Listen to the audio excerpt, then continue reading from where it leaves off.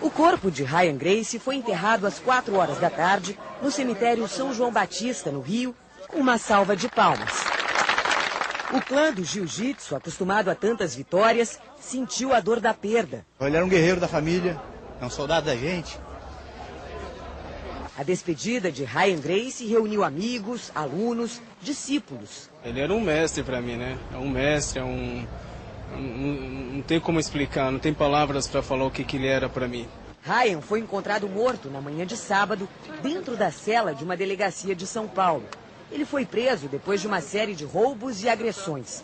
Um exame feito na delegacia constatou a presença de drogas na urina do lutador.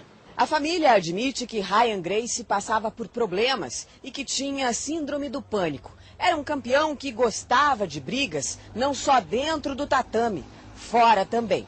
Mas para os parentes, a morte do lutador tem uma só explicação. Eles acusam o médico de ter dado uma dose excessiva de remédios. O pai de Ryan, Robson Gracie, presidente da Federação de Jiu-Jitsu do Estado do Rio de Janeiro, agora quer brigar na justiça. O senhor pretende processar o psicanalista? Evidentemente, claro. Não podia ser diferente. Mas não é porque o Ryan morreu, não. Ele já morreu. O lutador tinha 33 anos, conquistou vários títulos, foi pentacampeão de um dos mais importantes torneios mundiais de vale-tudo e teve algumas passagens pela polícia. Em 2000, ficou 15 dias preso, acusado de esfaquear um estudante numa briga numa boate no Rio. Na época, o patriarca do clã, Hélio Gracie, condenou o comportamento de Ryan. Ele deve cumprir com a justiça que se fizer feita e com o castigo que for estabelecido. Seja ele, até meu pai, pode ser, tiver do caso dele, vai também. Em 2005, voltou a se envolver em confusão. Teria agredido policiais dentro de uma delegacia em São Paulo, onde estava detido. Hoje, no cemitério, a irmã de Ryan fez novas acusações ao médico que atendeu o lutador na delegacia. Foi ela quem chamou o Dr. Sabino Ferreira de Farias Neto e pediu que ele emitisse um laudo médico para poder transferir o irmão para um hospital. Flávia diz que o preço cobrado pelo Dr. Sabino foi de R$5 mil. Ele foi às 5 da manhã para poder receber o dinheiro que ele havia cobrado e me disse também que eu tinha que mandar dinheiro para o carcereiro, porque senão a coisa não funcionava. Que eu tinha que dar no mínimo uns 2.000, 2.500 para o delegado, que eu tinha que pagar todo mundo em São Paulo, nessa delegacia, porque senão eles não olhariam por nada. Nós não poderíamos dar nenhum tipo de assistência para ele. Em Atibaia, no interior de São Paulo, o médico que atendeu o lutador Ryan Gracie confirmou que recebeu R$5 mil da família. Foi o preço combinado pela consulta particular. Nega ter pedido R$ 2.500 para que Ryan tivesse uma atenção especial na delegacia, mas diz ter dado R$100 ao carcereiro para despesas que o preso precisasse. A Corregedoria da Polícia Civil já sabe da denúncia, mas precisa que a família a formalize para apurar o caso. A morte do lutador Ryan Gracie vai ser investigada pela Corregedoria e pela Polícia Civil.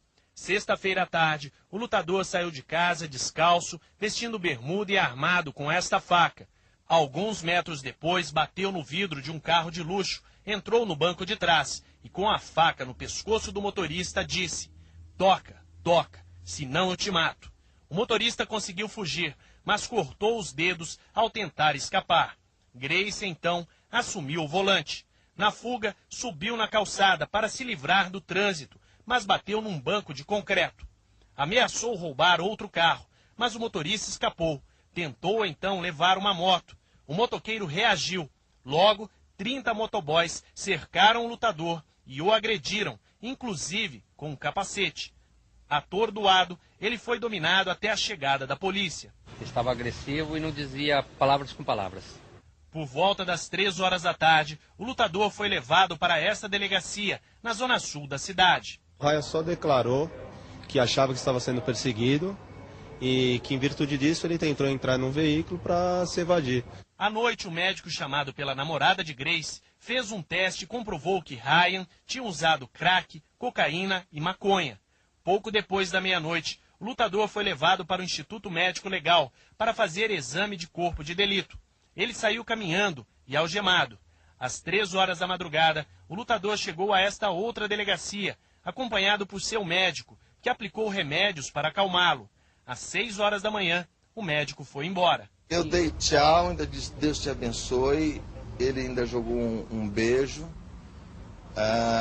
mas assim, bastante sonolento, mas aquele olhar assim, tranquilo, nada agitado, até porque qualquer manifestação que eu tivesse notado, eu não sairia.